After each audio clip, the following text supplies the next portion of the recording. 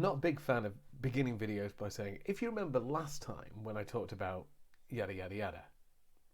But having said that, if you remember last time on the last video when I stripped down to my underwear and revealed my top 14 favourite tan lines, or when I went through the Joe Sugarman ad, I talked about this idea of not being afraid to call out what's going on, to call out the flaws in your product, because your customers are going to see them. So if you want to know more about that, go back and watch that video. But I kind of want to expand on this idea, because then I just talked about the fact that you can call out your flaws. It's okay to do that. But the truth is, you can call out so much more than that as well. If there's something your audience is thinking, and this is something comedians are really good at, if there's something that your audience is thinking, either about the venue, about you, about something that's going on, or about something that's, the room's really hot, if something's happening and your audience is thinking it, call it out. And so the Sugarman ad was a great example of how you can call attention to your flaws and make them into positives. But don't stop there. If you are the 78th walrus themed bathroom supplier your customer has seen today, then call it out. Draw attention to the fact that probably people are now bored stiff of tusk related tappery. And maybe I don't do a lot of editing for these videos, but believe me, that was a good edit. I went weird. So let's just bring it back on track. So if there's something going through your customer's mind, call it out. It might be about the product. It might be about the fact that everybody's prices end in a 7. Everybody uses green on their homepage or anything like that. Everybody's got a leaf as their logo. Whatever it is, call it out. Acknowledge it. Your customers are thinking about it. So it's a great marketing tactic to enter the conversation the customer's having in their head. So, like I say, comedians are great at this. If somebody's on stage, if somebody drops a tray of drinks, the comedian can't just let that go.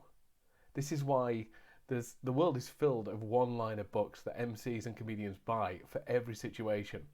So somebody drops a tray of drinks, that's the juggler, they're on next. Makes you seem like, you've got to call it out because your audience is thinking it. And the example I used in the previous video was this idea of, if a comedian's very large and they go on stage, they'll move the mic stand to one side and go, I'll just move that so you can see me. They're calling it out because they're asking the customers, the audience are asking the question. So if you see something like that in your marketing, if you write something or a tagline, or if your product is the same as everybody else's, call it out. Say, I know what you're thinking. You're thinking this looks like every other tusk-related tappery item you've seen in your entire life. But wait. So call it out. It's a really good chance.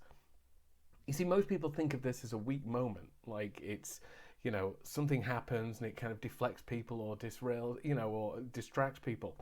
But it's actually a really good chance to just rejoin your customer, reconnect with your customer. You can create this. You can almost do this purposefully. Create moments when you know what they're going to think. I used to do this in Magic all the time. I had a trick with a cup and ball, and I'd make jokes about 2 balls all the time, and I'm just setting them up for a finale. I'm getting them primed so they've got this innuendo in their head. And you can use it as a great strategy to kind of direct where you want the audience to go. And so don't be afraid to call out stuff. Don't be afraid to call out anything. If you look at your marketing and think, my customers are going to think this is all the same, or they're going to think this is weird, strange, stupid, then call it out. I know what you're thinking. Or you might be thinking this, but here's why you shouldn't. It's a great chance to reconnect with your customer, and it's a great chance to sell them on what makes you different, because it gives you that kind of moment to say, I know you're thinking this, but here's why I'm different, and they'll pay attention to that.